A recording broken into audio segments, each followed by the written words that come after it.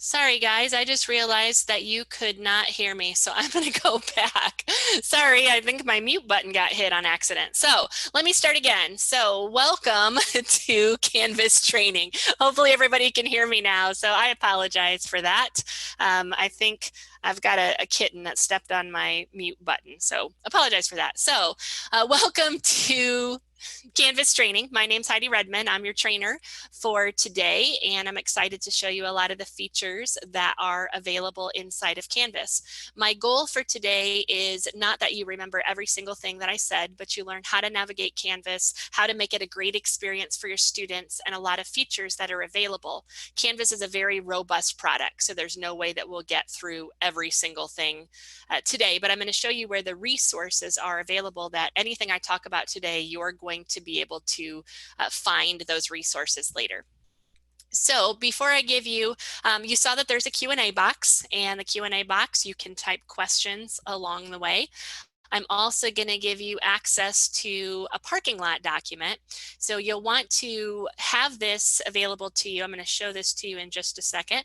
But in the parking lot document, you'll be able to ask questions that are specific to Canvas that I can then provide you written responses and resource guides later to answer your questions and kind of keep us focused and on track. So I'll be answering the questions in the parking lot. We have wonderful people that are here from your institution that are going to answer questions in the Q&A or let me know if they need me to address something out loud. But you all have access to edit this parking lot document. Let me show you what it looks like.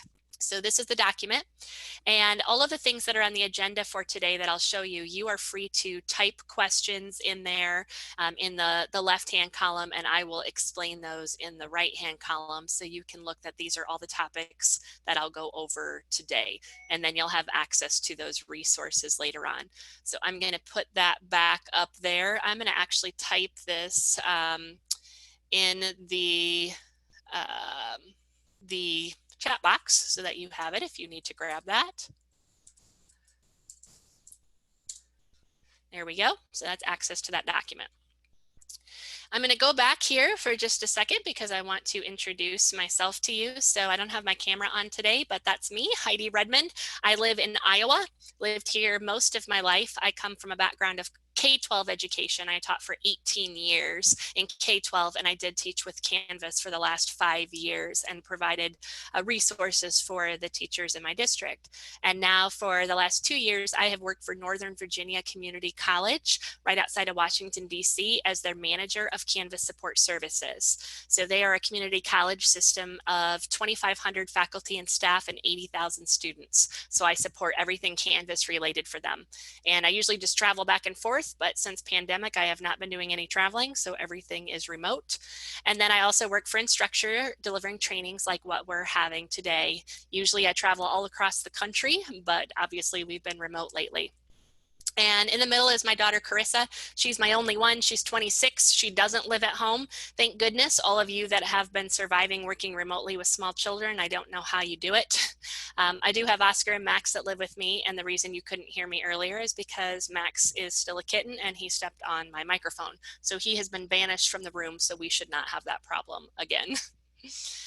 Here's our agenda for today. So these are the things we're going to talk about. We will talk about the essentials, so how to navigate your dashboard, how to find resources you need in the help menu.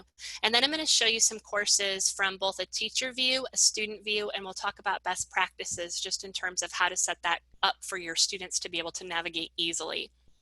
Then we'll look at the actual course design.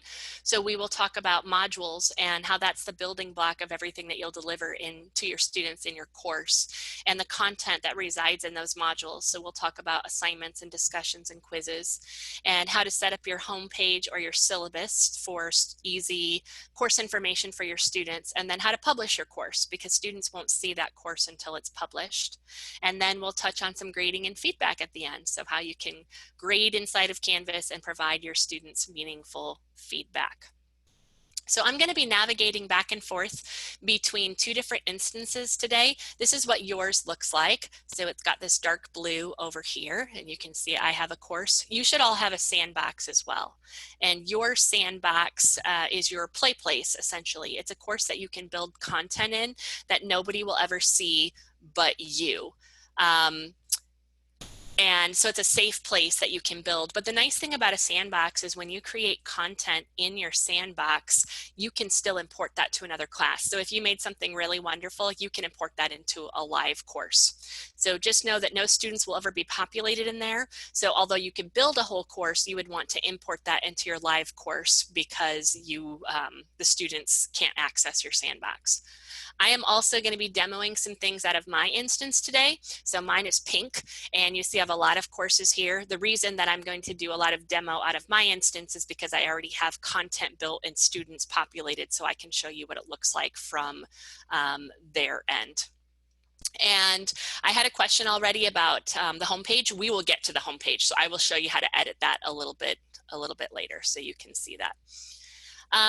Okay, so we'll go ahead and talk about this dashboard area. I'm going to actually show you my instance. So when you come into Canvas, this is where you land. This is the global aspect, how you access all of your courses. So tiles will show up here on the dashboard, and you'll be able to get into your courses that way. You can see that some of mine have images or GIFs. I added those. I can show you how to do that because it's nice to have your courses have a little bit of flair to them so that students can easily recognize those. Yours will probably just come in with a blank color, which is okay, but a GIF or a picture makes that stand out a little bit more for your students.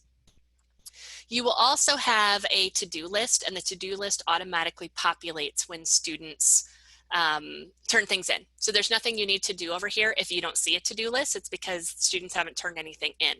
So it will tell you how many students have turned something in and what the assignment is, the course that it's in, the due date, and the points. And after you grade those, that goes away. So those no longer show up on your dashboard after they are graded. This is a student point of view. The student also has a dashboard, looks the same as yours, and they have a to-do list as well, but their to-do lists are populated by things they have to do. So anytime you give them any assignment that has a due date, or you make an announcement in your course or an event, it shows up on their to-do list.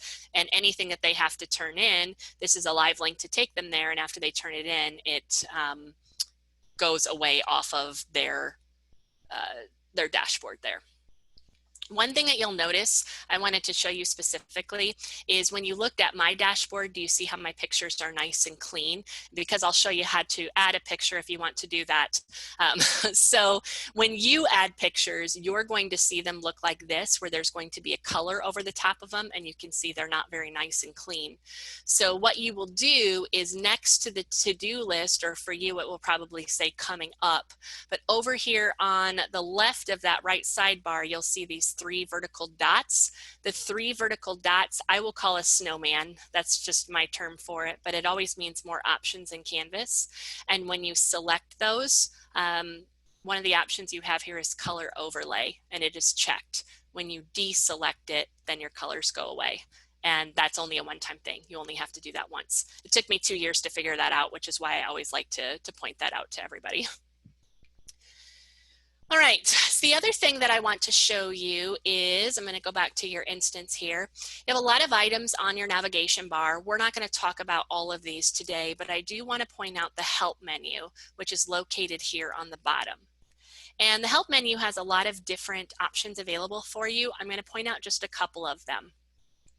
You do have a live chat and a support hotline that are people directly at Canvas who are available 24/7, 365. And they are there just dedicated to helping you. So this is what we call Tier 1 support. So if you want to live chat, they will answer your questions and help you out with either problems or learning how to do things. And they do provide you a transcript of that chat afterwards. If you call on the hotline, that usually is a little bit faster than the chat. Since pandemic, the response time has gotten a little bit longer there, but I think it's starting to slow down again with the number of requests coming in. I have talked to Canvas support at 4 o'clock in the morning. They are very, very helpful to you. And if they don't have an answer immediately because it's a support issue, they will get engineers on the problem for you. You also have this training services portal down here. And when you go to the training services portal, the first time it's going to ask you to authorize that. Then it shouldn't ask you again after that. But these are resources that Canvas specifically has provided free of charge for you to use. So you'll notice that there are a lot of tiles on here. So there are learning pathways or programs that you can get through. So here's a higher education first day ready. There are 4 courses and a certificate. And you'll see courses under here. So if you wanted to know more about the app, for example, that we have an app for parents, for teachers, and for students. So the teacher and the student ones obviously are the ones that you're interested in, and we have them for Android and iOS, and they're really, really handy. I keep Canvas on my iPad all the time. I do all my grading on the iPad as well. And then there are videos as well. So if you needed to, I'm not going to talk to you about the inbox today. So if you're interested in that, there is a video specifically on the inbox. So, and here are live trainings. So we offer live trainings as well. So there are a lot of resources available to you from the training portal. And then the last thing I want to show you, what I think is the most helpful. Yes, Sue, so I'm going to answer your question right now about the student resources. If you go to search the Canvas guides, Canvas has the most comprehensive guide system that I have ever seen in any product. And you can either use the search bar, or if you want to look at specific guides, so you can see I have Canvas guides, I have mobile guides, Canvas Studio guides, but let's say I went to the mobile guides, for example, there are specific guides for the student app or the teacher app. And so students will have a guide depending on what type of device they have, and it walks them through. Here are the table of contents for all the guides that the student could possibly need. So the students have just as many guides, almost as many guides as you do as well. So if I go to this help area here, I can either look for something specific or I can search the Canvas guides. If you search the Canvas guides, you can actually look specifically to what your role is. So if I go to instructor guide, there's a table of contents. So one of the things that I will show you today is modules. So if I select on modules from here, there are all the guides that have to do with modules. And what I love most about these guides is not only are there a lot of them, but every single guide in Canvas is step-by-step with pictures. So these are my lifesaver. I use these all the time when I was teaching to answer pretty much anything I needed to know. And actually, even now, with all the knowledge I have about Canvas, there's still some things that maybe I haven't used before. So I look at the guides, and when my instructors ask me questions, I almost always just provide them the link to the guide. And the guides are accessed from the help menu at the bottom of your global navigation bar under search the Canvas guides. What I personally do is I bookmark this site so that I don't have to go into Canvas to get at it. I just keep it bookmarked on my bookmark bar. And there are video guides too. So if you're a person who learns best via video, those are there too. And this area is available for students as well. They will see this on their global navigation bar that they can go in and search the guides as well. So just know that those are all resources that you can have for help, which is going to be extremely useful to you. So now I want to talk to you a little bit about course and best practice. So I'm going to be building in my sandbox today, but to give you examples of what some good courses look like, I'm actually going to show you in the student view. So this is my student right here. They're enrolled in a lot of different higher ed courses. So this is just an example. And I want to show you just some basics here. So you'll see a couple of different examples that I have here. So this is an art class. And this is from the student point of view. And so my student will see my recent announcements up here on the home page. This is the home page that I created. I have a nice appealing banner up here. I have a button that takes them for what they need to do before they get started. That will be a module I'll show you a little bit later. And I've given them some basic information here. That's just a basic homepage, giving them some information, and the student will also see this navigation bar. The navigation bar are things that you can customize to give them a lot of different options of things they can do in their course. One of the most important things you can do is to make this navigation bar as limited as possible, but still give them access to the things that they need. Because a navigation bar, let me show you from my teacher view. This is the same course, and now I'm a teacher, and the navigation bar has a lot of items on it. And you do not want your students to have access to all of these items because that just gets very confusing. There are a lot of things that they don't need. They don't need access to them. So why are you sending them somewhere that they don't need to be? You as the instructor still have access to everything. You can see some of mine have an eyeball with a slash through them. That means I hid them from student view. So we'll talk a little bit about that here in a minute. Let me show you another course here. So this is a biology course. And, whoops, that's not the one I wanted to show you. Sorry. Let me go to my psychology course. So in my psychology course, again, I have a nice little banner that I created. I have links that take them to the announcements, maybe to a Q&A forum that I've set up. I've given my name, I've given my office hours. I allow them to have the syllabus here. These are links to all of the lessons that I teach and nice little pictures. And this is actually using a syllabus as the home page. So I've given them all the information I want to, but the nice thing about the syllabus is on the bottom, it gives them every single item in your course that has that is an actual assessment that you're going to grade. So these are all live links to take them to the assignment and answer that. So that's all in one place for them. Oh, great question, the introduction tour. So let me go.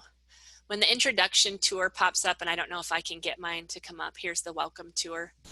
If you get a little introduction tour that pops up here, and it just, mine's an admin one, so it's a little different. But if you X in the corner, it will ask you if you want to show again or not.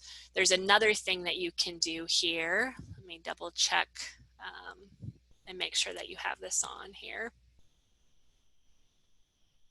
So let me show you what I just did.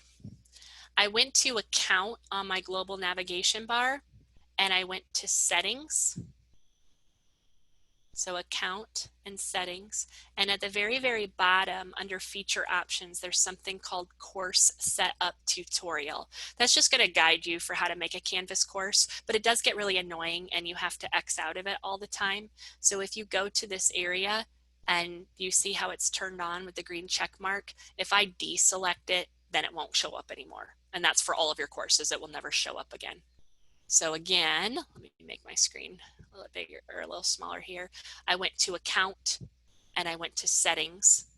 And then at the very, very bottom of the settings area, I went to this course setup tutorial and turned it off. So that's how you can turn it off in your individual courses there. All right, so back to my student. Let me show you another one here. I'm just going to show you one more. This is a music class. And again, here's a music class. I've got some announcements on the home page. Here's a banner I put in, just gave them some information. So this is a nice welcoming way to bring your students into your course.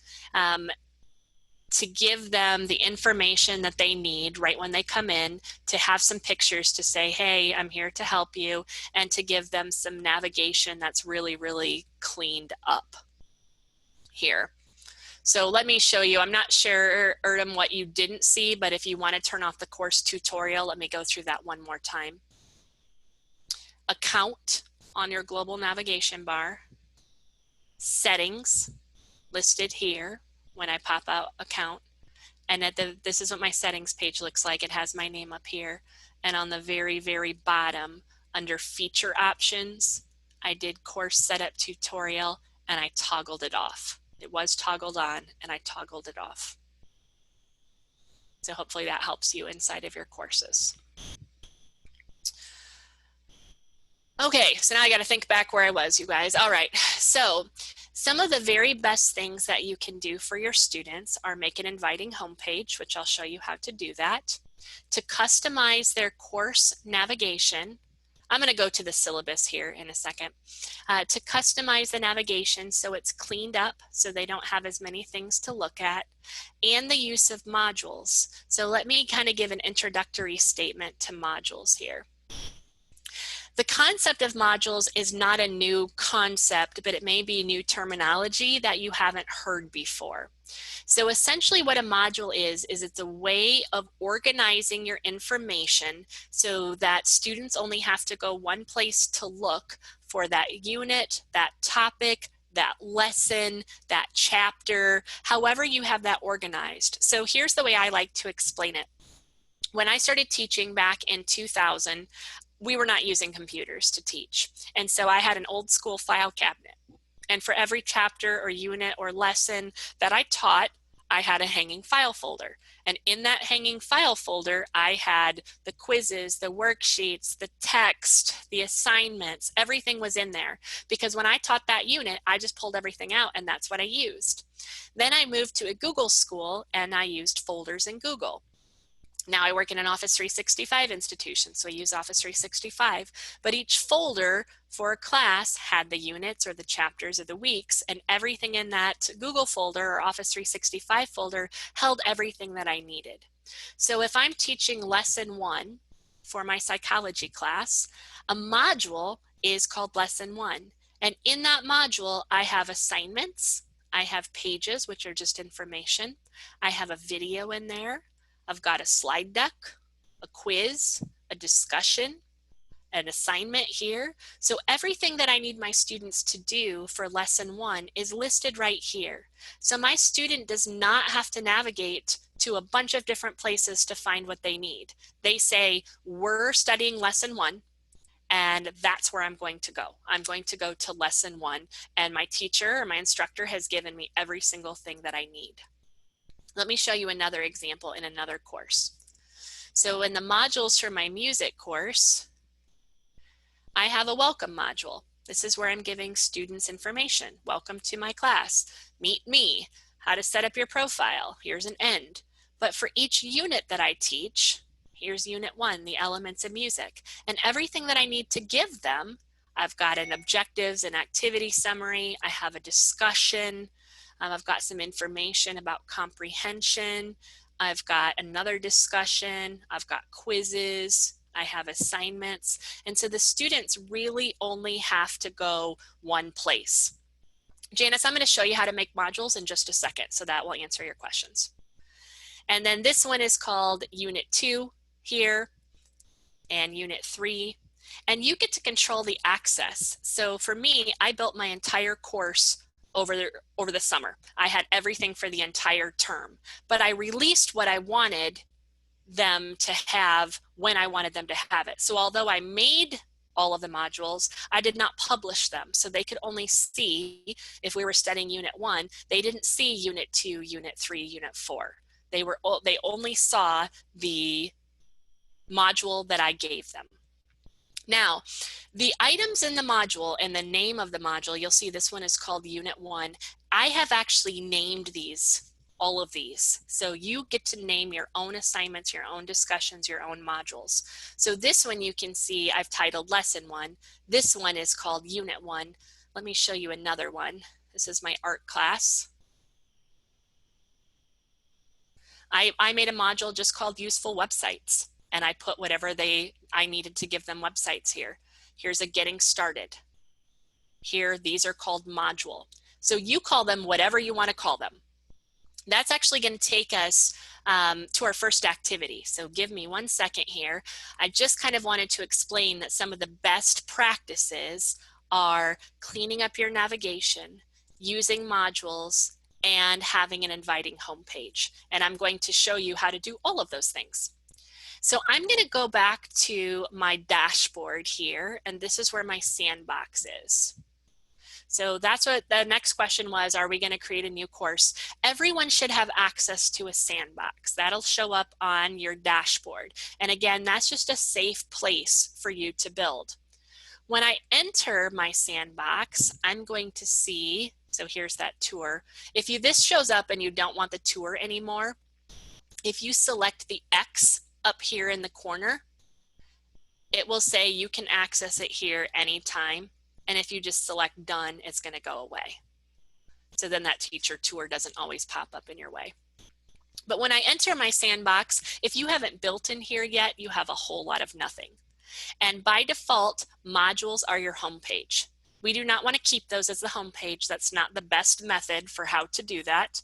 So I'm actually going to demonstrate to you how to change all of that. But first, we're going to do some building of modules. So up in the upper right-hand corner here, you will see plus module. And when you select plus module, it allows you to add a module here. And again, you get to call that module whatever you want to call it. So I'm going to actually bring up a module that I want to do some copying of. So I'm going to pretend this is we'll just say this is a psychology class. And I want to name this one Lesson 1, Introducing Psychology. You can call it whatever you want to. It doesn't matter. You could call it Chapter 1. You could just call it Film Studies. You could call it Resources. It's up to you.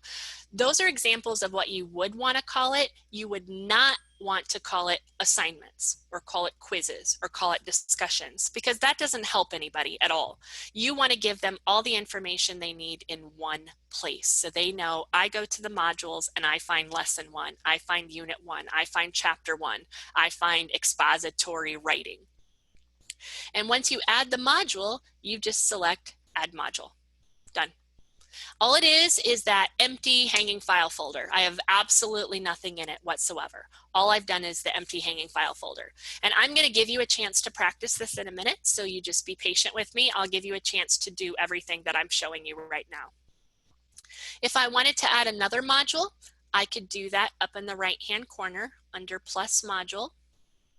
And maybe this one, I'm going to have lesson 2, psychological science. And so if you're using a set format, you look at your syllabus and say these are the topics or chapters that we're covering. They're all going to show up here.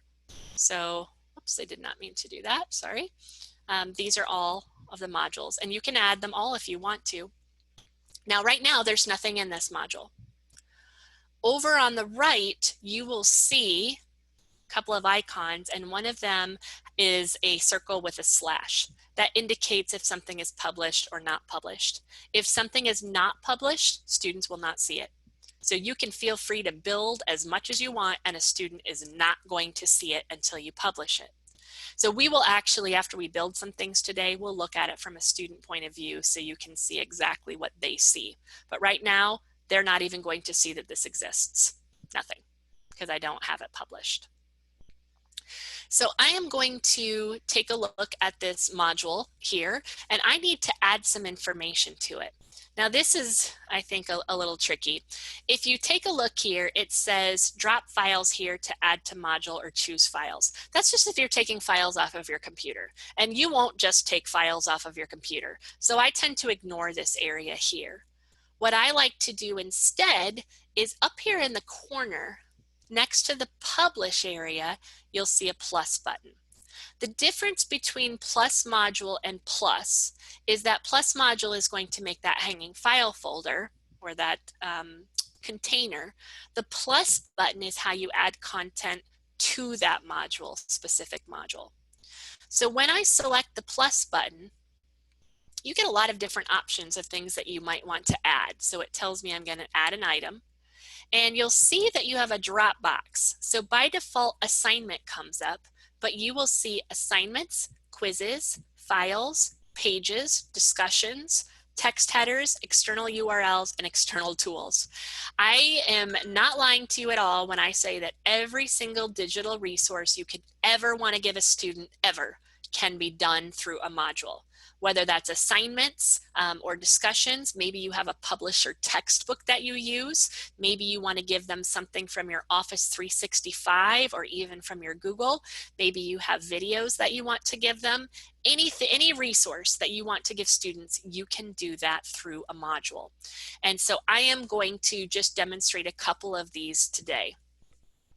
So if I want to add an assignment, I'm actually going to build my assignment from here. So right now, I just want to create the placeholder or the shell. I'm not going to actually edit my assignment now, but I want to create it because it belongs with lesson 1, introducing psychology. So if I select new assignment, I get to name it. So I'm going to name this one Critical Thinking 1, and this is just a paper I'm going to have them do. And when I add the item, all it's doing is adding the shell of the assignment to my module. That's it. It's not doing anything else. I haven't edited that assignment, but guess what? It doesn't matter because my students can't see it yet anyway, because it's not published. Every content item in Canvas comes with an icon associated with it. So here's a piece of paper and a pencil that indicates it's an assignment. I am now going to go to my plus button to my module, and this time I'm going to add, let's see what I want to add this time. I'm going to add a quiz, and I am just building the shell for it. So I select new quiz, and I'm going to call this one quiz 1, introducing psychology. And I will show you some examples of quizzes and assignments and discussions, so don't worry about that. And after I create the quiz, I'm going to select add item. And now that's sitting in there as well. Next, I'm going to go to the plus button and I'll go back up here. Instead of having a quiz this time, I'm going to add a file. And this is how you bring in things off of your computer. So I'm going to select new file, and it allows me to choose a file off of my computer here. So if I wanted to bring in, let's see if I have, whoops. I think sometimes when my screen is too big, let me get out of here, you guys. My screen is frozen. Let me refresh that. Let's see what's happening here. Oh, I think it's, my screen is completely frozen. So let me try this again. Don't you love when that happens to you? Let's do an escape and get out of here. All right, let me try something else here. Have to be flexible, right?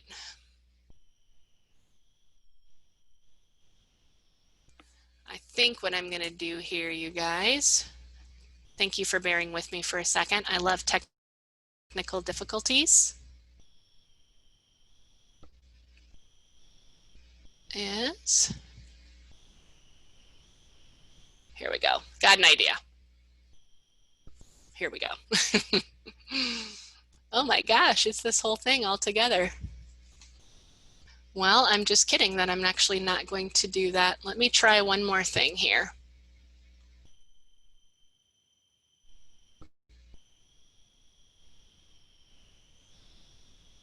Again, apologize here. Let's try this.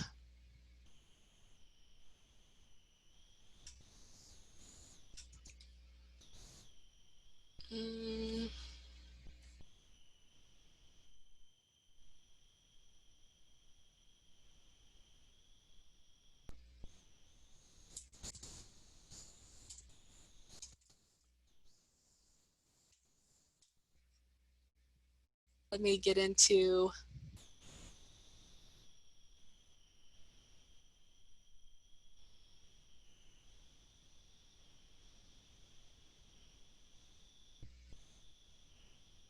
oh my gosh, you guys, until this works. All right, can you give me this leeway? I'm gonna build again, and this time, ooh, I think it's working. I think I just got it to work. I did. All right, now I'm feeling a little bit better about things. Okay. So now let's go to this. So now I want to pull a file off of my computer. We're crossing fingers that nothing happens again. And I'm going to choose a file. And let me locate the file that I'm looking for.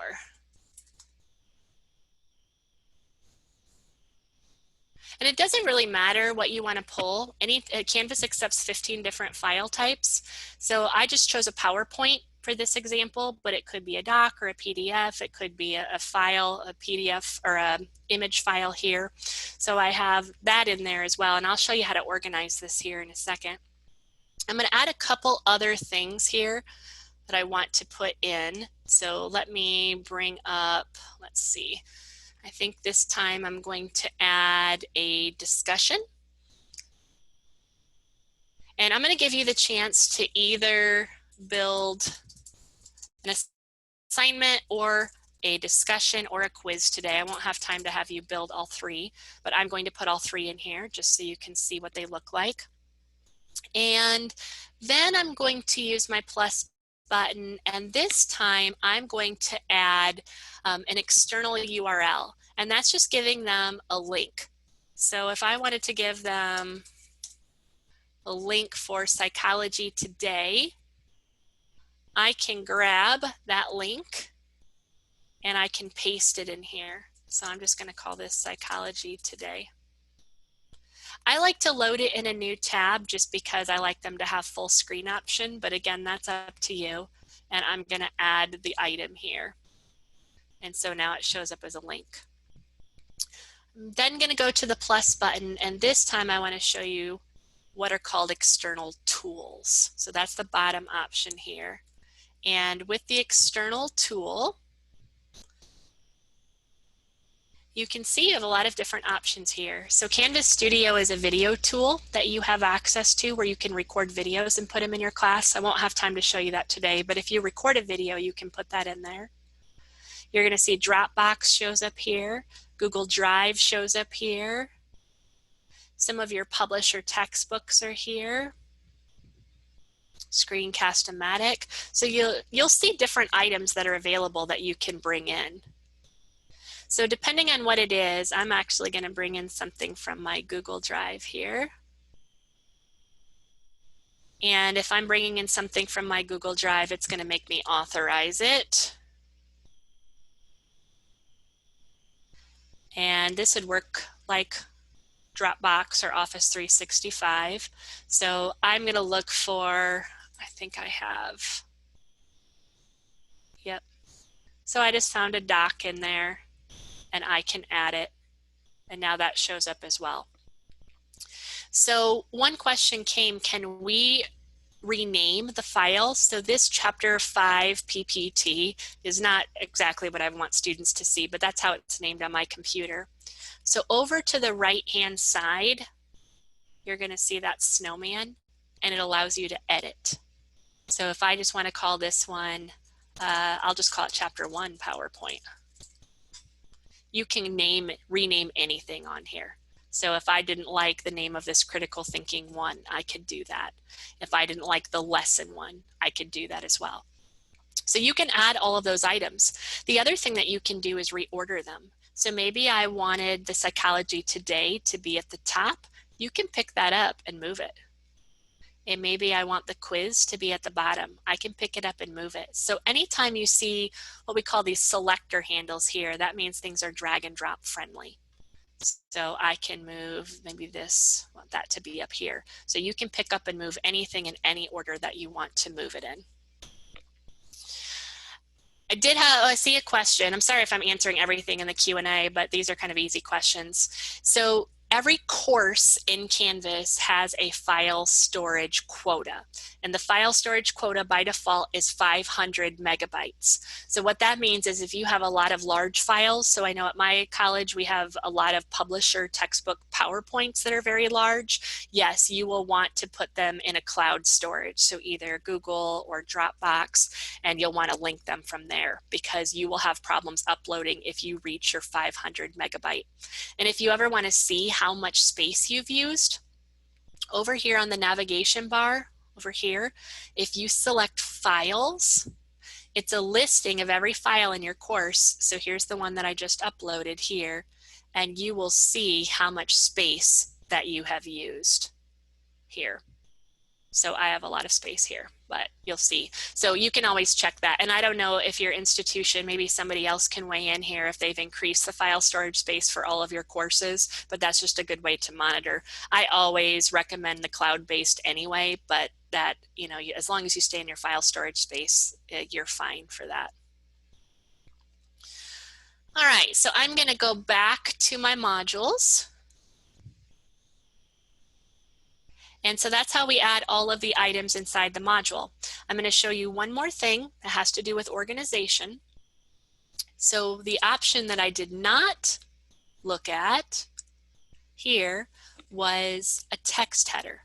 So a text header is like a label. Think of it like an outline. So if you ever used outlines in college, which I did all the time, I still use them today, maybe you want to put all the resources together. What a text header does is it just makes a header. There's nothing that's inside of that. But what I could do here is maybe I want to pull all of the resources down under resources. And this is really helpful if you have a lot of items inside your module or if students are using the app, because they have to do a lot of scrolling on a smaller screen. So if you use text headers, then you're able to kind of organize things like an outline. You'll see the text is a little bigger. Let me answer just a couple of questions that I think are probably going to come up. One question is, can I change the font? The answer is no. The font in Canvas is ADA compliant and you are not allowed to change it. The only time you would ever see a different font is if you brought in your own document as a file or a Google or a Dropbox. It would retain that because it's within the file, but in terms of when you're editing in Canvas, you cannot change the font. You also cannot change the size of the fonts here in the module. You can only change font size in an actual content item like an assignment or a discussion, but here you cannot change that. You could make something all capitals if you wanted to do that, but you can't change the size. The other thing is you can't add colors. So a lot of people say, well, I would like each module to be a different color so they're easy to differentiate. You can't do that. So the text headers are helpful, but the other thing you can do with text headers is I referenced that this was like an outline. Well, with outlines, basically the text header would be the Roman numeral, but we know we have the letters that come next. So if I go over to the side of an item over here where that snowman is, where we could edit the name of it, you can indent. So I can indent these items, and you can indent up to 3 levels. And now that's going to look really nice for students on the app because they're going to see resources, and then here, those are all indented. And you can have as many text headers as you want. So maybe I'll add another one that says, let me go up. Let's see, text header. And maybe I want this one to say start here. You can have them whatever you want. Doesn't matter. And you can pick that up and move that up here.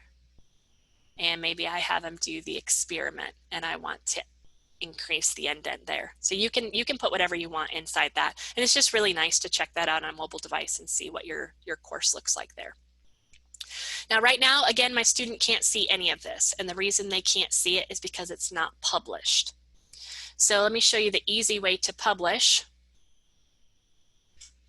Up in the upper right-hand corner, showed you this publish button. If you select to publish the module, it publishes everything in the module all at once. So you can publish or unpublish individual items, but unless the module that they reside in is published, students can't see them. And that's one of the most common questions I see at my college. Students will get a hold of us all the time and say, I can't see the content. And it's because the instructor forgot to publish the module. So just make sure that you publish that. And we'll look at your course from a student point of view once we have some more content there. But what I would like to give you a chance to do right now is, let me pull up something for you here. I'm going to give you a chance to do some of these, or to do this activity. So let me pull this over here and present. I kind of threw everything out of whack when my computer froze up here. So let me give you a chance to create a module, if you're following along today, and add an assignment or a discussion. And remember, it's just the shell. We're not doing any editing yet. And if you want to add other content, you can. So try adding a file or an external link, or link your Dropbox, something like that. You can try those out. I'm going to give you 5 minutes to do that, and then I'm going to go back and take a look at the parking lot and see if you have any questions about there that I can answer so far.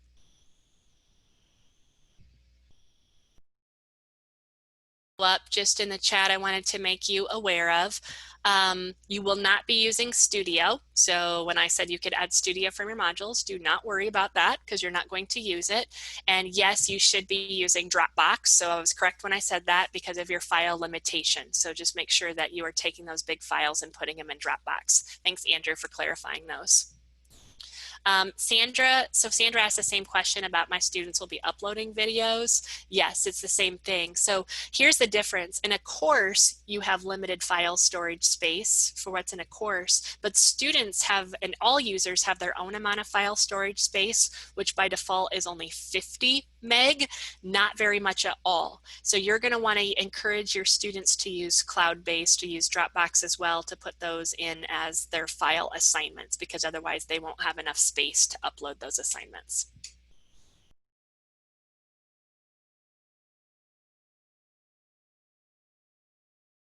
Using VoiceThread to help with video submission. So that should help that students can use VoiceThread as well. So I think, Sandra, we have answered your question about the videos. And I haven't gotten to quizzes and graded assignments yet, so just hold tight on that and I will get to that answer. I was trying to keep on the questions and on the, let me get into your parking lot document here because I had a couple things that I wanted to bring up before we, oh, I just found it. Let me see where it was. Oh, there it is. So a couple questions that came up. So one of them said, I can add all sorts of things, but I can't write in any of them. So how do I write an explanation? So you can't edit anything until you actually go into it and edit it. So that's what I'm going to show you how to do with some of the content. You would want to add what is called a page to your module, and that's how you can explain what's going to come up in your module. So I will show you how to do that. And I'm going to put an X just so I know which ones I have answered, but I'm going to show you how to add a page because that was one thing I didn't show you yet. And then I had a question about uploading a course photo. And yes, I just haven't gotten to that quite yet. So a lot of things to show you today. So let me move back to my module here. And so I have a lot of different things here in there. I'm going to go to the plus button, and one of the things I'm going to add is a page. And you need to think of a page just like a plain old Microsoft Word document or a Google document or a web page. It's just a way of giving students information. So if I wanted to call this Lesson 1 Introduction, I wanted to give them some basic information, I could do that. And I'm going to move this one way up here to the top. When I select on anything inside of Canvas, when I select that, I get the option to do some editing. So if I want to edit this page, all I'm doing is putting some text in here. So if I want to say this lesson is the first lesson, I'm making this very basic, you guys, in the module. Start here. And maybe you would put your objectives in there, maybe you would put some resources in there, but essentially all you're doing is putting your text. You do have some options. I won't go over all of these today, but you have some basic formatting options, but you also have the ability to add links if you want to do that. You can add images, you can, and this is not how you put it on your course tile, but you'll put images inside of that area. You can upload or record media, so you either have it or you can record there. You can bring in documents, and I'm going to show you how to do a few of these tools here throughout the training. But you can also go to the plug, which are the apps. Here's Dropbox, so I could bring something in directly from Dropbox if I wanted to do that as well. But here's the one that I am going to show you because people asked if I add a GIF, how do I do the alt text? And I saw that it got answered, but let me show you. So the icon up here at the top is the universal icon for images. And if I upload an image off of my computer, so I'm just going to pull a random GIF that I have here. And we'll just do this one here. So I'm just putting that random GIF in here. But my picture shows up, whether it's an image or it's a GIF. And if I select on it, so I could resize it if I wanted to do that. But when I select on it, I get this little box that pops up that says image options. And when I select on image options, I can add alt text. So alt text is what a screen reader is going to pick up for accessibility purposes. So I might just, maybe I'll just make this say picture of RIP Summer headstone. Whatever you want to say, just make sure that your alt text describes what that picture is, so that's what a screen reader will pick up. A decorative image just means you don't want a screen reader to pick it up at all. It's not really important to your class, but if I want them to see it, I will put alt text in there. And you can change the size and select done. And now when a student's using a screen reader, that alt text will be there. And if I save that, my GIF is there, and then it has the alt text assigned to it as well. But creating a page is what allows you just to give that basic information where the students are starting at. So I believe, let me take a look. I had a student over here. Let's find them. So if my student goes into a course and they go into a module that I've created, I have a lesson introduction here. And in that lesson introduction, what I've done is I have a nice picture here. I brought in some text. I brought in a YouTube video, and you can see I've used some different formatting. Here are my objectives and my activities. So you're just putting anything that you want to give them. It's kind of just like a word processor. You can put that on a page. So you can do introductions, conclusions, or just basic information as well. And then that's what it looks like from the student point of view. This is what they see. Okay, so let me go back into my course here. Oh, this is the one that wasn't working, I think. Let's see. Yeah, this is the one that's working. Sorry, I got too many open and I could not close that one. So I'm going to go back to my modules and take a look at what I have so far. So this is what I have. This nice little module, my text headers, my information's organized. You'll see that after I published my module, I made that lesson 1 introduction. And it's not published because when you create new content, it's not published by default. So my student would not see that introduction. So I'm going to show you how to check your course and make sure that students can see what it is that you want them to see. So I was looking at the Q&A because I'm not answering all of them right now, just so you know that, but can we import modules or files from our other Canvas classes? Yes, absolutely. There's a tool called the Course Import tool, and you can bring in anything you want from any class to another class.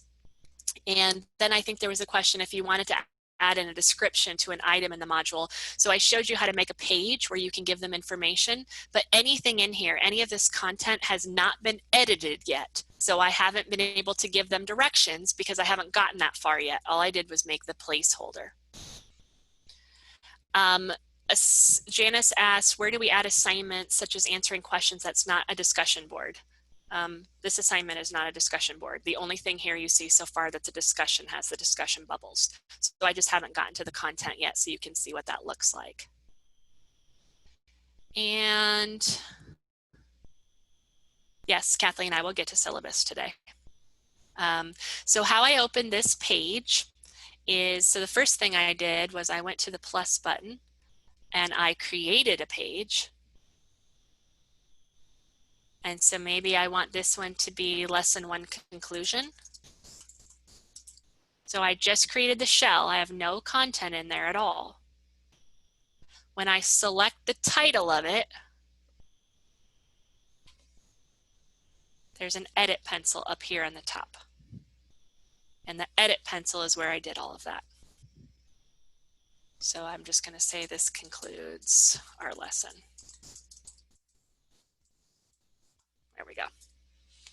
And maybe I would put in a video in there. Maybe I'd put in another image if I wanted to. Maybe I would put in a link to something.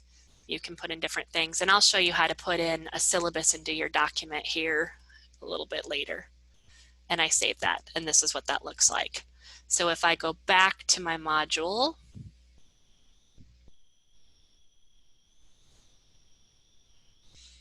you can see here's my lesson 1 conclusion. Maybe I'm going to pull that up here above resources. And again, this is not published because I made it after I published the module. So if you create content after, the students will not be able to access it unless you publish it. So far, let's see what our course looks like from a student point of view.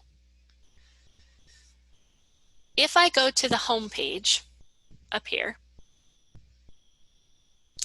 on the right-hand side, you see all these tabs over here, and one of them is Student View. And when I select Student View, I get a purple box. So this is a test student. Every course has its own unique test student. So if you saw that tour, you're going to see it as a student. And if I could choose not now. I'm just going to select the X. I found that's the most efficient way. And from here, it says come back later. I'll just say done. And then it's not going to show up again. So that might have happened to you as an instructor. You should be able to get rid of it. So here's what it looks like. This is what the student sees right now. Remember, I made an introductory page and a conclusion page. Those aren't showing up. And the reason is because they're not published. So it's always a good idea to look at your class from a student point of view, because if I say, wait a minute, my student can't see the introduction, it's because it's not published. So you can leave the student view in the bottom right-hand corner. And when you leave the student view, I can look and say, oh, lesson 1 introduction, not published. I'll select it. Lesson 1 conclusion, let me publish it. And now I'll go back to student view. And look, there they are. So just a good spot check for yourself to make sure students can see what you want them to see. And I'm just telling you because I've had that question so many times that people just don't, the students can't see it, and it's because it's not published there. And I'm going to leave the student view. Pauline just put in the chat box the Google Doc link that was my parking lot. So if you needed to grab that parking lot, this parking lot document, it's in there. She just put the link for that in there. Okay, so now let me show you. So we talked about modules as one of the most important things you can do for your students, but I said that having a home page, which we'll get to in a minute, and cleaning up your course navigation is important, and you're going to want to know how to put in an image because that's one of the fun things we get to do. So we're going to do those things over on this course navigation bar. Remember, all of these items are here. They're all available for you, but this is way too much for your students, way too much. So at the very, very bottom, you have settings. So a few things here on the settings page that I want to point out to you. We have 5 tabs across the top. The first tab is called Course Details. This is where you choose your image. You take your image off of your computer. And so I think I have one. Let's see here. Of my minions here. And so this is where you can put your image at. And if I go down to the very, very bottom and I choose Update Course Details, you can see my image stuck, and you can change it as many times as you wanted. But if I go back to my dashboard, over here to my dashboard, my image shows up. And remember, I told you that you might have this annoying color over the top of it. If you didn't do this, you will want to go up to the right-hand corner, up next to this California State University Fullerton. So right to the left of that, select the snowman and deselect color overlay. And there it is. And that's what your students will be able to see. But I also want you to note that right now this entire course is unpublished. So a student is not going to see it until you publish it. So they could be enrolled in it, they're not going to see it. And that's another very common question I get is students say, I'm enrolled in this course, it started today, I can't see it. And it's because you didn't publish it. So if I chose to publish it right now, it shows up now in the published area. So just make sure that when you're getting ready to start a course, your course is up here in the published and not in the unpublished. And it's super easy because all you had to do is click the publish button. Erica said it seems like it would be helpful to see your student view prior to publishing. That way you can troubleshoot any issues. Yes, absolutely. I would always recommend taking a look at the student view before you publish your course. The thing about So what I would do is I recommend doing it before you publish the course. You can't view the student view if the content itself isn't published. So if you remember when I made my introductory and conclusion page, they weren't published, you can't view them in student view. So you need to publish the content in the course, but you can choose not to publish the course at all. That way you can check it out there. Let me see what I'm missing here. How I added external tool. Yes, I will show that. So we're still back in the module. If I go to the plus button and I get this pop-up box, I just choose external tool. And I know the question came about Turnitin, so let me handle that when I go to assignments. But here's where I pulled something from my Google Drive, but there are different things that you can pull from this area. So these are different items you can add, and you just choose add item. So I chose my Google, and that's how I got my Google paper in here. So again, that's under the plus button next to the module, and you choose external tool. And yes, Robin, let me show you how to do student view after I show you one more thing, okay? So I'm gonna go back down to settings down here. And so I've been saying over and over that cleaning up this navigation is extremely beneficial. I will tell you the two most important things that I think you can do for your students are use modules the way they're intended to be used and clean up your course navigation. I used to survey my students all the time when I was new to Canvas and say, what do you like or not like about my class? And a lot of them just said, I can't find what I'm looking for. There's too many places to go. So I will go to the third tab here at the top. It's called navigation. And there are two sections in here, I should say. So you see this listing of all of these things. And at the bottom, it says drag items here to hide them from students. So anything on the top currently, students can see. This is way too much. And a lot of things you're not even using. This is way too much for them to see. So if I'm not using these things, I'm going to drag them to the bottom. I'm not using Adobe or Folio, maybe I'm not using Wiley, and you know what you're using. And if you say, I don't know what that is, you're probably not using it. So if I'm not using the attendance tool in there, maybe we're not using Google. And chances are, if you say, I don't know what that is, you're just not using it. The reason I moved quizzes down here is because I put quizzes in a module. And if I put them in a module, that's where I want students to access them. Because if I leave quizzes up there, all they get is a listing of every single quiz in my course.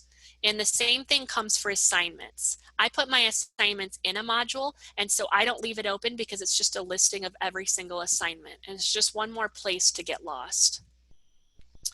I also don't like to have people up there because it's just a listing of every person in my course, which they don't really need. I mean, it's not a privacy violation, but they just don't need it. Here's one to be very cautious about. If you leave files open, they can access every single file that you upload to your course. And so you probably don't want to do that. You probably want them to have access to the ones you want them to have access to, and you would do that again through the module. I don't need rubrics or outcomes. I don't need pages. I put those in my module. I'm going to keep home announcement. I'm going to put a syllabus up here. And you see I'm just dragging and dropping. I'm going to keep modules because everything's in a module. I don't think I'm going to use collaborations. I'll use the discussion board and grades. So I'm just going to keep it to these 6.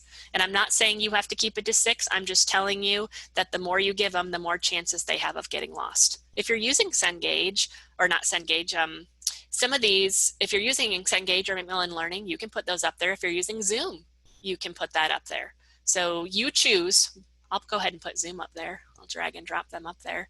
And maybe the your resource people have better ideas of what you absolutely have to have. I know we have a couple at my college you have to have, but when you're done, you would just select save. Don't forget to do that or it won't save.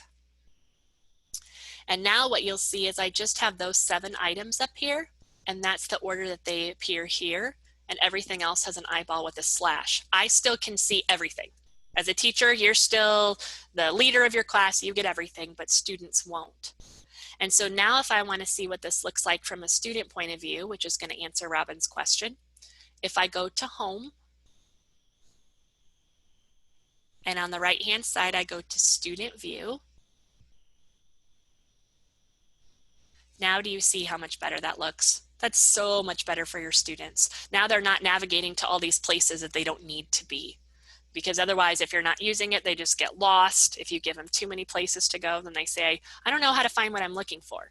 So I've cleaned this up and I've pushed them to modules so that they can find easily what they're looking for in a module. So again, in order to enable or disable, I'm going to leave the student view in the bottom right-hand corner. As the teacher, I'm going to go to settings. And that 3rd tab up here is navigation. And any item in the top students can see, any item in the bottom they cannot see. So if I decided that I'm not using Zoom and I picked up Zoom and moved it to the bottom, I would select save. And when I go to home and to student view, now they only see the 5 items because I took Zoom off of there. So they will see, oh, I should have mentioned one thing. Did you notice? Let me go back to my settings. That I actually had announcements here, and announcements has an eyeball with a slash. Here's the reason. I didn't make an announcement. And if I didn't make an announcement, there's nothing for them to see. You may see the same thing if there's an eyeball with a slash through modules and you say, I know I put it up here. If you don't have modules or you don't have them published, it won't show up. So the students won't see it because there's no content. So a question came in, I know, about publishing. I think it's somebody answered it, but just let me show you this. So somebody said, how can I unpublish? So if you tried out lesson 1 and you said this is good, if you go to the top and you select this unpublish button, now it's all unpublished again. So now there's nothing here anymore. So you can unpublish content or modules. If a student has interacted with an assignment, they have submitted it, you can't unpublish the assignment. That's not ethical that they've done something and you take it away from them. So you can unpublish the module it's in, but they're still going to be able to see their submission.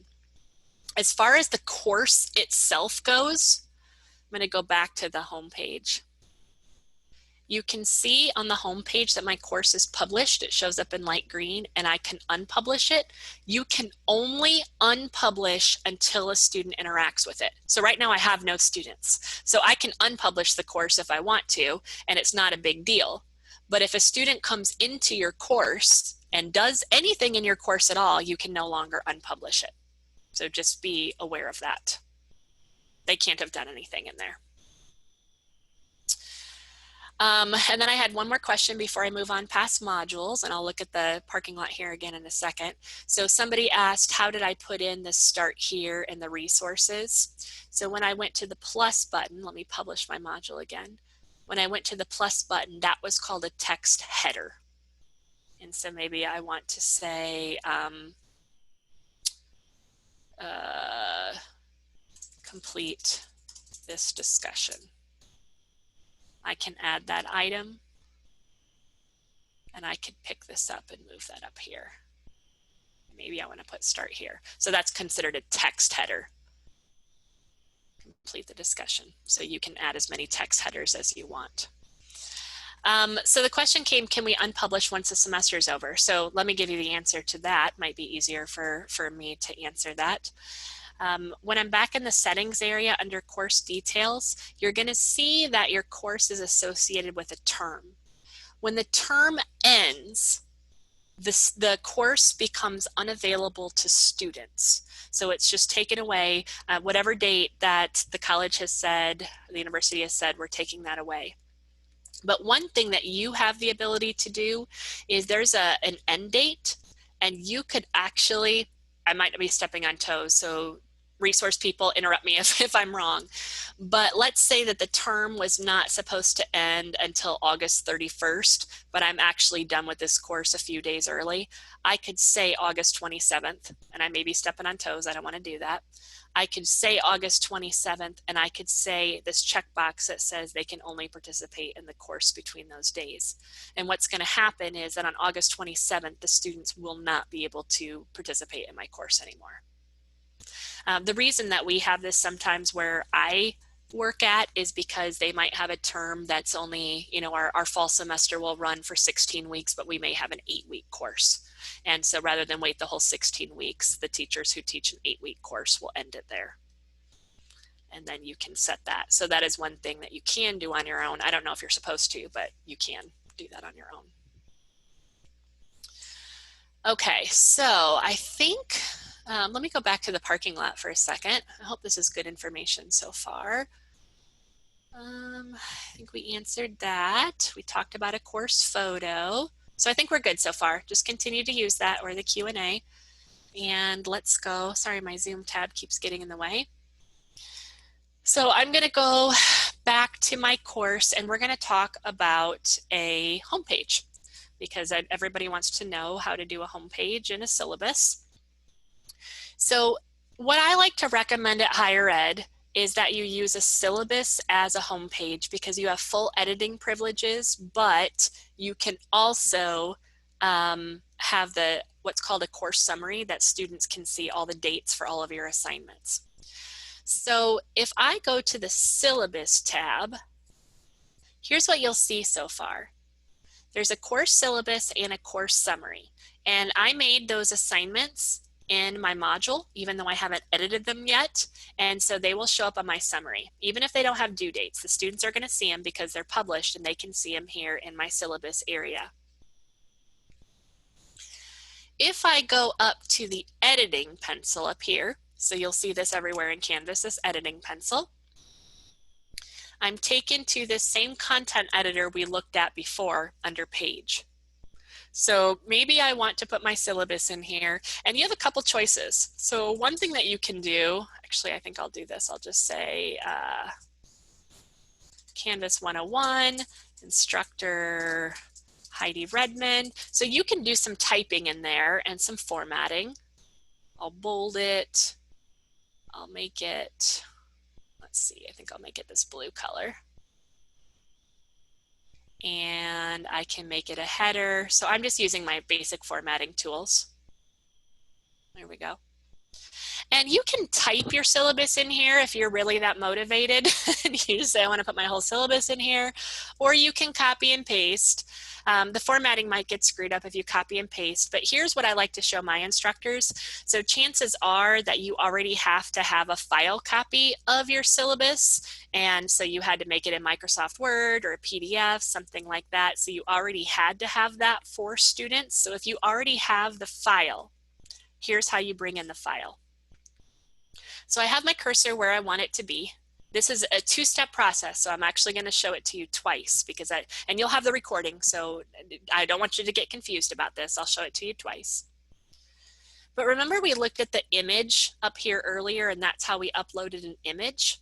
The one that's a piece of paper up here is a file or a document. So I could upload a document directly off of my computer. So this is where my syllabus is saved. So let me locate my syllabus. And I'm going to open it. This is just a sample syllabus that I have, and submit it. Now, right now, all this is the name of the syllabus. And if I saved this, so let me update my syllabus, the student has to select on it and download it. I don't feel like that's the ideal situation. I would like to be able to show it to them right away. So let me show you the second step. And again, I'm going to show this to you twice. If you put your cursor somewhere in the text, and it doesn't matter where, I see this link option shows up.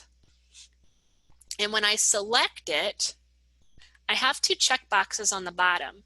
And the bottom one says automatically open an inline preview. If I check that box, and on the bottom I select done, it doesn't appear as though anything happened at all. It looks completely the same. However, if I update my syllabus, give it a second, sometimes it takes a second to load, a preview of my syllabus is going to come up here. So here's my syllabus. So my students see my text, but they also see my syllabus right here. And they don't have to download anything. They can navigate at the top from page to page. They can zoom in or out. And they can still download it. They could still select on the title of it and download it, but this brings it right here for them. So they do not have to do any downloads. They can look at it. So let me show that to you one more time, and then I'll answer some more syllabus questions. I'm going to get rid of this completely. So what I did was I put my cursor where I needed it to be. Up on the top toolbar, the one that's a piece of paper, I selected it and chose Upload Document. It took me to my computer. I locate my syllabus.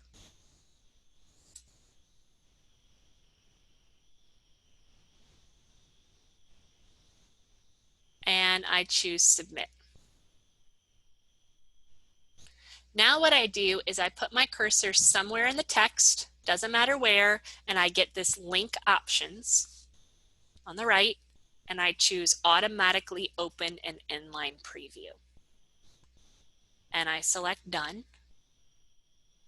It looks like absolutely nothing has happened. But when I update my syllabus, sometimes it takes a second. What I like to do is refresh my page if it takes too long, I feel like, but it looks like it's coming in. If you have a really big file, it might take a little bit longer to populate, but there is my syllabus. So that's the top part of the syllabus. You can edit that any way you want. So you have all of those tools. I could actually put a picture in here if I wanted to. So let me grab a picture. Panda is the universal for Canvas. So let me find a panda. There's a panda picture and submit it. And remember that for any picture, if I select it, I can resize it, but I can select this image options and use alt text. So I'll just say panda smiling. And there's your accessibility. And maybe I want to center this. I could do that as well. So you have all of those tools available at your disposal. And this is what it looks like so far. Refresh and get any of those tools. So the top area you can completely edit. The bottom area where it says course summary, this is automatically populated with assignments after you publish them. So I am going to answer that. I just saw it go away out of the chat, but or the Q&A. Somebody asked, are they going to see those on my summary or on my syllabus if they're not published? The answer is no. You will see them show up as the instructor, but if you went to student view, the student wouldn't see them unless they're published. The other thing you can do if you really don't want the students to see these here regardless, which I personally don't think it's a big deal because they know what the assignments are, but let's say you really didn't want them to see it. If I go to the editing pencil, underneath this box where I was typing, you see this checkbox that says show course summary. If I deselect to show the course summary and I update my syllabus, if I scroll to the bottom, you can't see I'm scrolling, there's nothing down there anymore. So you can choose. Now this syllabus right here, so hopefully that answered the question of how do you make an introductory statement in the syllabus. So I could just say, I could go down here and just say, welcome to the course, Canvas 101. You can make whatever you want in here. So hopefully that answers that. And then someone said, I have a picture on my homepage, this is way back, and want to add a script under it. So that's how you would do that, is if you have a picture up here, you can just add your text anywhere you want. And so anywhere that you see this rich content editor, that can all be edited. So I'm hoping that answered that question. But now that I've made a syllabus, let me show you the next step, because I need this syllabus to be my homepage. So right now, if I go to home, modules is my homepage. And this is not the best homepage because all it does is just give students information. It doesn't tell them about you. It doesn't give the syllabus. It doesn't tell them the name of the course. It does none of that. So I always think that it's a better idea to use the syllabus as your homepage. And all those examples that I showed you earlier had the syllabus as the homepage. Let me go to my student view again. So this one, see those nice pictures. Actually had, so it's processing here. I had the syllabus here, lessons, here's the summary. I think that's a better option because it's more inviting to the students. So in order to do that, when I'm on the home page, yes, Pauline, give me 1 second. Let me show them one more thing and give a break. Pauline asked for a water break. And absolutely, you guys, I need one too. So on the home page, let me publish everything I have. I have choose homepage up here at the top. And when you choose the homepage, you have 5 options. You're going to want to choose syllabus. Please don't ever choose course activity stream or assignments list. Those are the absolute worst ones you can ever give a student. Modules is what it is, and a page's front page is just a page. I showed you how to make a page, and you can do that, but I think the syllabus is really your best option. And when I select save, this is now the home page. So let me look at it from a student point of view. I'll select student view and check it out. That's what the student sees when they come in. And how, you would make yours way more robust than I am, but that would be what it would look like for the students when they come in. So my navigation is cleaned up. I've got a nice home page. If they go to modules, they're going to see my module that I have published. If I didn't publish it, they wouldn't be able to see that there. All right, you guys, I need a water break. You need a water break. And Lindsay, I'll answer your question as soon as we come back.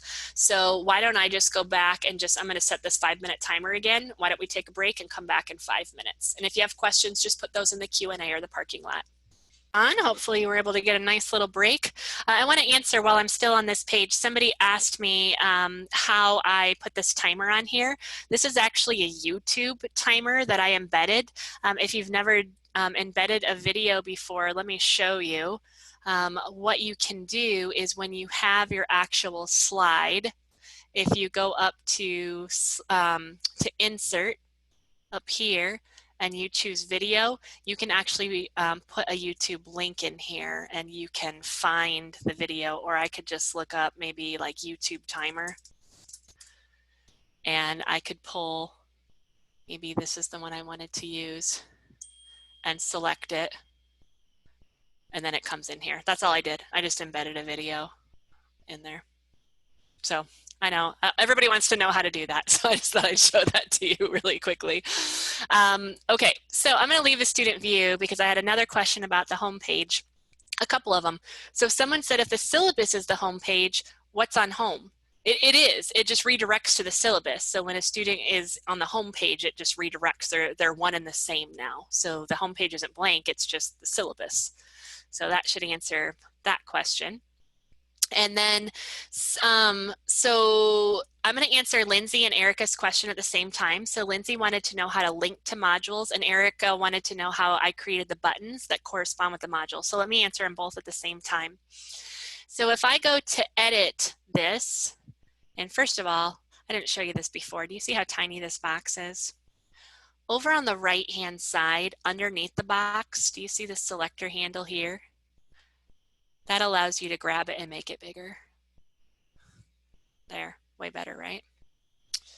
Okay, so let's say that I want to link to the modules. So maybe I say module 1, and maybe this is module 2, and I want those to link. So I'm showing you just the text way first. if I am going to make my screen smaller because I want you to see my navigation bar, my toolbar at the top. If I select module 1 and I go up to the icon to the left of the image where the link is, I'm going to choose a course link. And when I choose course link, these are all the things that exist in my course right now. So I want to link to a module. So if I select this arrow to the left of modules, here's my lesson 1. So I put lesson 1 in there and it linked. And maybe I want this one to link to lesson 2. If I go back up to the link and course links and I choose module 2, it's not published yet, so check this out. I'm going to update it, and do you see this text now? So if I go back to my student view to try this out, and my student selects on module 1, it's going to take them to module 1. But if they select on module 2, it's not available because I didn't publish it yet. So always a good idea to check out things from a student point of view. But the second part to that question, let me go back to my home page, was how do I make my cute little pictures and link them? So it doesn't just have to be text that you link, it can be anything. So maybe I want to say, maybe I want to have a picture of something, I don't know. Let's see what pictures I have hanging out on my computer. I will pull another panda one off of here. Let's see. Here's the canvas panda. So let's say that this is what I want to link to the module. Instead of highlighting the text, I can select the picture and go up to that link button up there and choose course links. And I could link it to a module from there, or anything that I want to in the course, and update it. And now when I'm in my student view, if they select on the picture, they select on my panda, they also go to module 1. So essentially you put in your text, your picture, whatever it is you want to put in there, and once you select it or you highlight it, you're choosing this link icon and you're choosing course links. And you can link to announcements, to the syllabus, to a module, to a quiz. You can link to anything in your course at all. So I think, Erica, that answers that question, and Lindsay's question. I think those are both. If there was something else I didn't clarify, you can go ahead and put those in the Q&A as well. Carol, let me kind of answer. I've got two-part here. If your classes are truly cross-listed, that means that you're only teaching out of one shell and you only have to build once. And that's if the cross-listing process has been completed. If they haven't actually been cross-listed and you have 2 sections of them on your course card, so you're teaching out of 2 separate courses, then so they're not actually cross-listed then. So that's not the right terminology. You have 2 separate sections. So let me show you what that looks like. And I know other people asked, how do I import content? So I'll just address that to everybody at the same time. So I'm just going to pretend here that I have, this is going to be a sandbox, and we'll make this fall term. So let's say that you guys aren't making courses, but on my dashboard, so like Carol, I'm teaching 2 separate sections of the same course, and I'm only building in one section, and so I need to get that into the other course. I want to import because I don't want to build again. So here's what I'm going to do. I'm going to go to the blank course, the course that there's nothing in. So this is my duplicate section, and I'm going to go down to settings. We've been here several times, but on the right hand side you'll see import course content. And when I go to import course content, it asks me what kind of content do you want to import. So I'm going to choose copy a Canvas course because that's what I want to do. I want to take that information out of that first course. You will get a Dropbox where you can choose your specific course because it only gives you access to the courses that you are the teacher on. Because I am considered an administrator, I have access to all courses, which is why I have this. And then I would choose all content, or if you're only bringing, maybe you're in your sandbox and you just want to bring an assignment over, you would choose specific content. So am I bringing everything from the entire course, like in Carol's situation where she needs to bring it all, or am I just bringing a few things? And I would choose import If you're only bringing in some things, you then select your content and it gives you everything. So my settings can come over, my syllabus, and I'll just select it all so you can see what that looks like. But every single item's in there. So even though I said specific content, I can still bring it all in. And it will run, it will queue up and it will run. And depending on how much content is how long it will take. I didn't build a lot of content, which is why it didn't take me long. But remember, this is the new course. If I now go to this course, it is exactly the same. I just imported it. If I'd only chosen one thing would have come over. If I'd chosen 10 things would have come over. But that's how you can import from course to course. So that should answer Carol, and a couple other people asked that as well. Question came in about where do I find my GIFs? This is the website I use, jiffy.com. I'll put that in the chat box so that you guys, if you've never been here, this is where I download all of my GIFs from. Erica, the banner that I used, I actually created, I like to do my own design. There's a website called Canva, and you don't have to do that. You could do PowerPoint. I'll put this in here, but these are free accounts. And what you can do is you can create your own banners. So these are some that I actually did. You can actually do custom dimensions up here.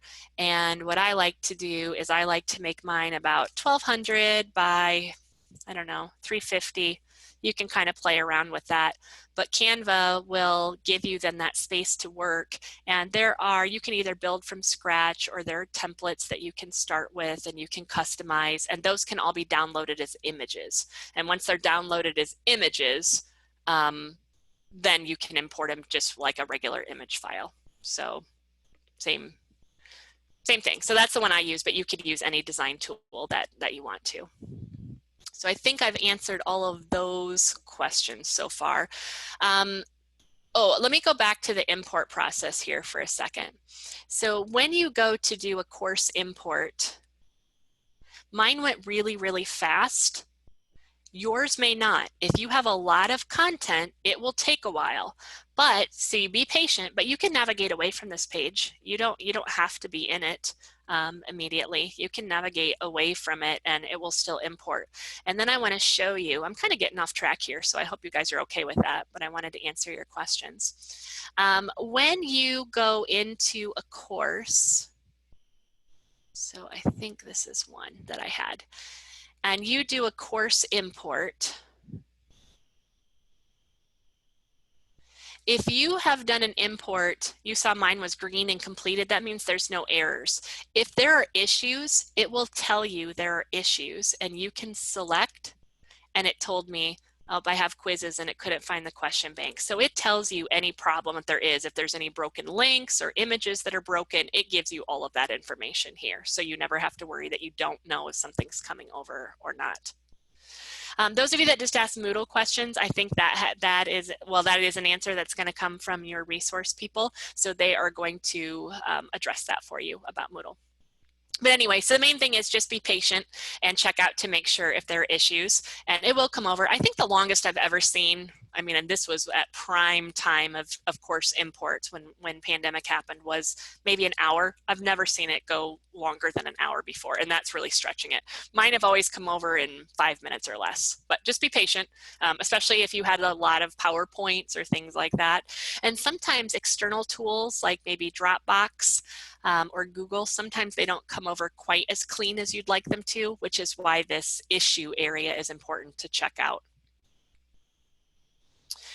So I think that answers, I think I've answered Erica's question. Someone else is handling Sandra's.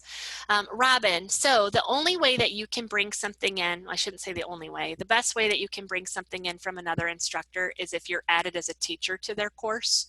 And so any course that you have, let's say that this is my sandbox and I wanted to answer somebody or add somebody, sorry, I was thinking answering the question. There's a people tab.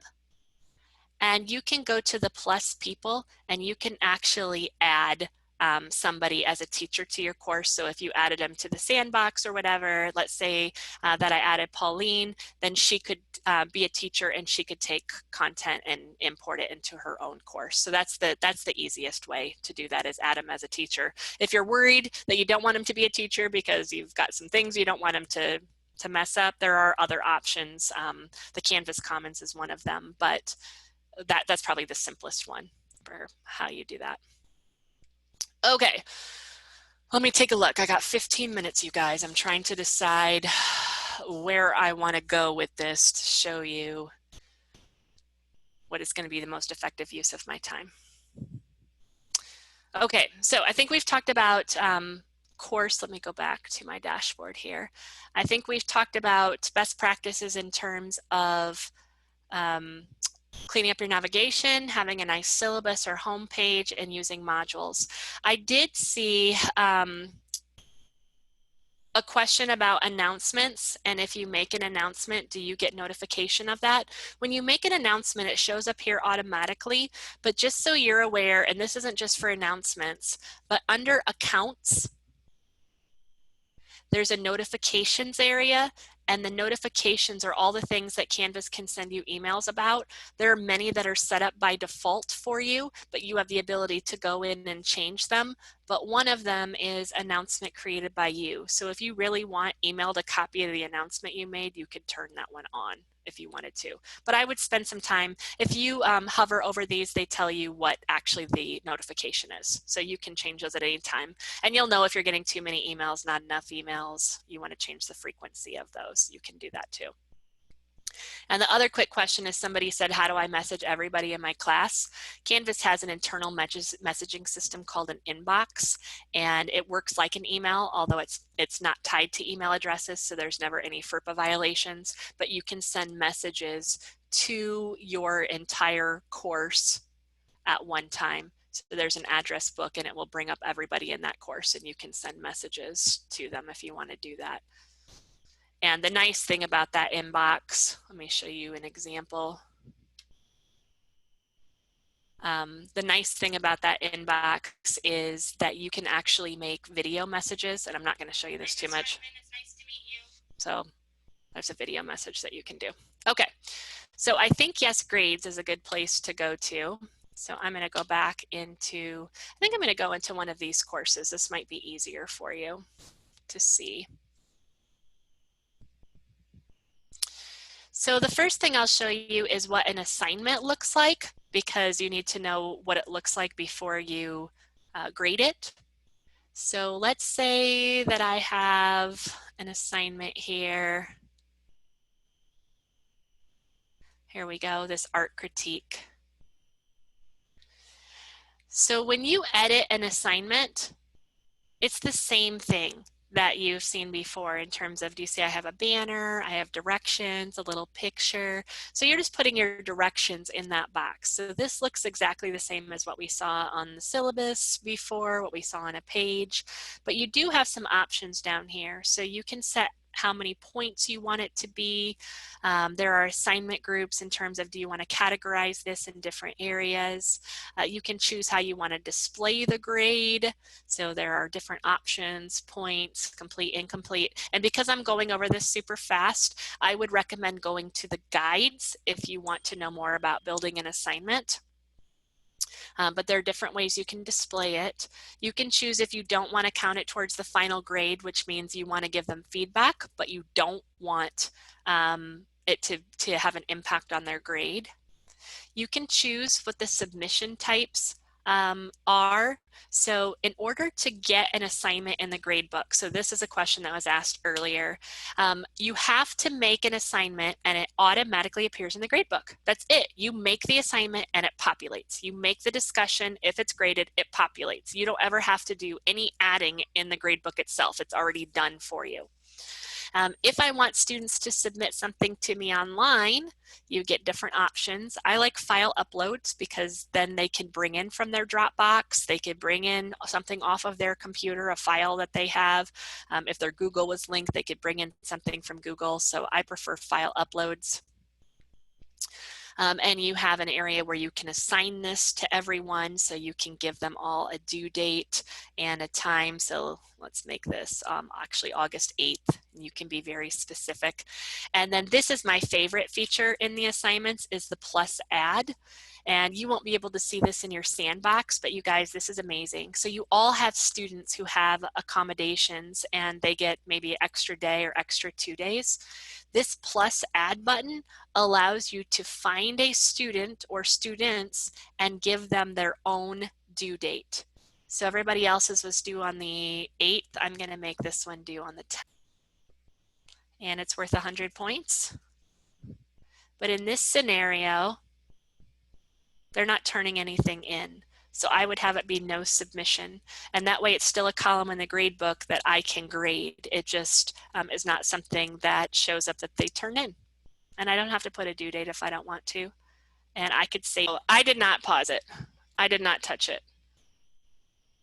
So I don't have the ability to do that. So somebody else paused it. Okay, the group's built here. And if I want to bring something down, I want to bring my quiz down here, I can do that with a drag and drop. So you can move anything around. But if you want to weight your grades, up here where I added the group next to plus assignment, there's a snowman. And I can choose assignment groups weight. And it asks me, do I want to weight them? And there they all show up.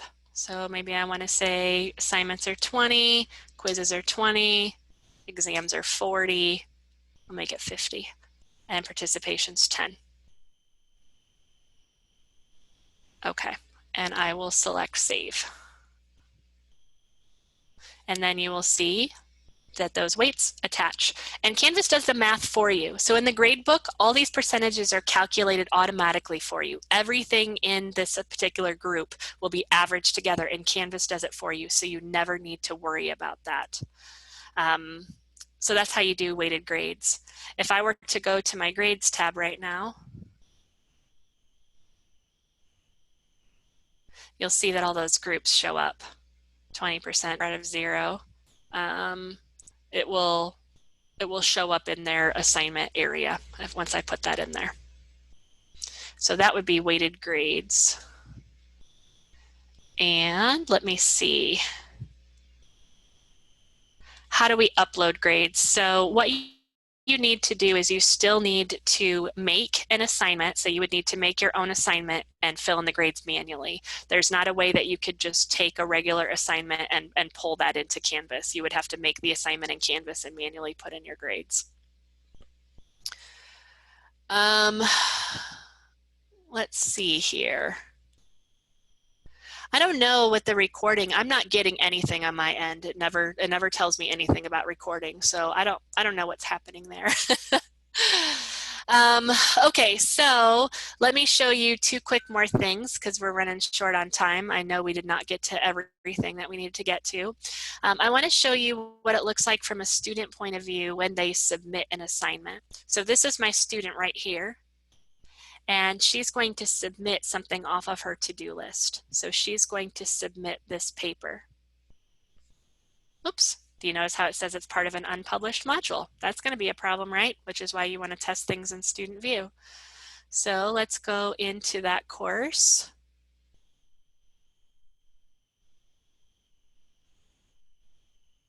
And I'll go to modules. And let's see.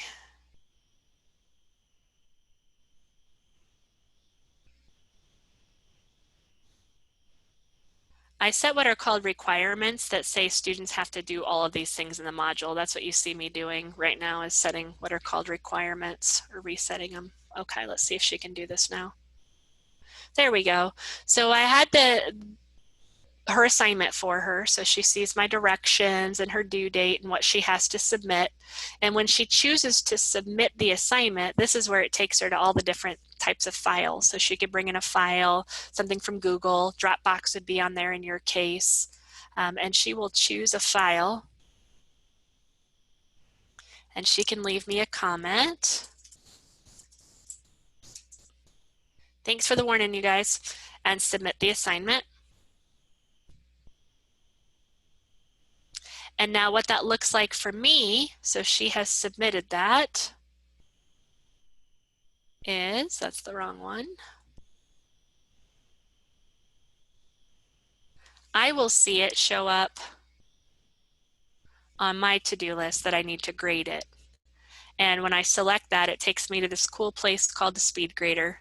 And this is where I do my grading, and I have annotation tools up here. So you have a lot to play with. I can't show them all to you, but you can use strike throughs. You can highlight. And students will be able to see all of these. I like to do these on my iPad just because I like to use a stylus, but you can grade them. You can leave them comments, and they will get all of that information. Andrew, do you want me to do the missing submissions right now? Because I can do that.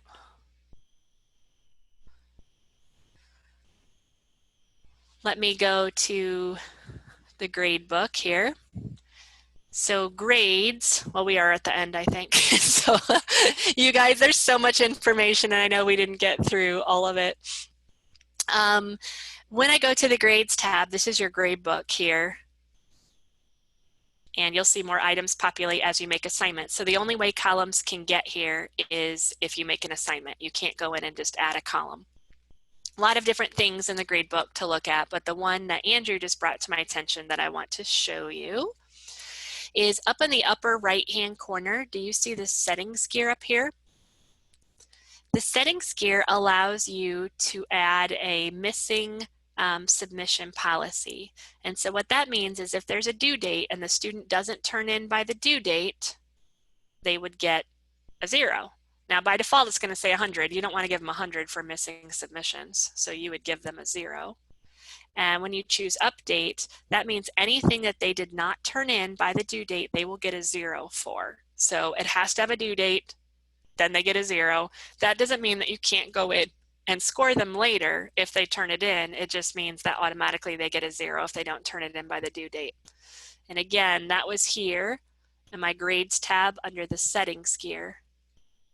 This late policy here, automatically apply grade for missing submission. There's a late submission one too. I don't like using that one as much because it's hard to change settings on, but it only allows you to do percents. So like if you wanted to say 10%, and it only allows you to do like per day or per hour. So you couldn't say you lose 5 points a day, and it's very specific if you choose that. I'm not a big fan of that one. I prefer to do that myself, just because if then you decide you don't want to give them that penalty, it's difficult to go back and change that. It's more steps on your part. Okay, you guys, I think I couldn't get to everything. So if you want to do this, so Pauline has said that there on the project website, which she put in the chat box, there are recordings for beginner, intermediate, and advanced training sessions, resources and links. You will have access to this recording. If you had questions that you needed me specifically to answer, if you go back and put them in this parking lot, I can get guides for anything that I didn't get a chance to answer, and you all have access to this. You're not going to lose access, so I can answer questions there because I won't get a chance to go in and do everything in the Q&A, but I'm going to leave that to your wonderful resource people to handle. But I have a favor that I would like to ask of you before we go. Let me pull this up. We didn't get through so much. I have a survey. If you guys would not mind taking this, I'm going to put this in the chat box. It just kind of helps me as a trainer. If this was helpful, I know that we didn't get to everything on the agenda because I was trying to be mindful of your questions, but hopefully I gave you some good examples and some ways to get resources. And again, just let me stress to you, I put that in the chat box, but let me stress to you that on your global navigation bar under help are all of those guides, and you can find a guide for every single thing I talked about today or those things that I didn't talk about. So if you had a question that didn't get answered, I will probably give you a guide link, but you can access those as well. So if you could take that for me sometime, I would really appreciate it. But it was my pleasure to work with you today. Again, I wish I could have answered everybody's questions, but if you put those in the parking lot, I will do my best to get those to you. So you guys, good luck on your Canvas journey. It's a lot, but nobody's expecting you to be an expert by any means. You will get there. The best way is just to go in and play and to learn from each other and use those resources that are available. So I will go ahead and mute, and if anybody, resource people, if you need me for anything, I'll be here, for a few minutes, but otherwise the rest of you enjoy the rest of your day.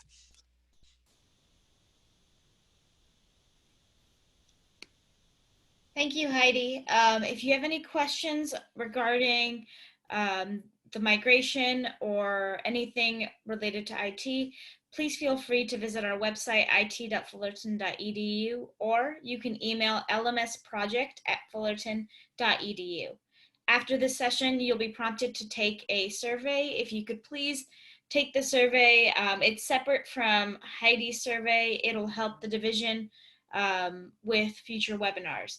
For the recording of this webinar, you can also visit the project website, and that's located through the IT website as well. Once again, that's it.fullerton.edu.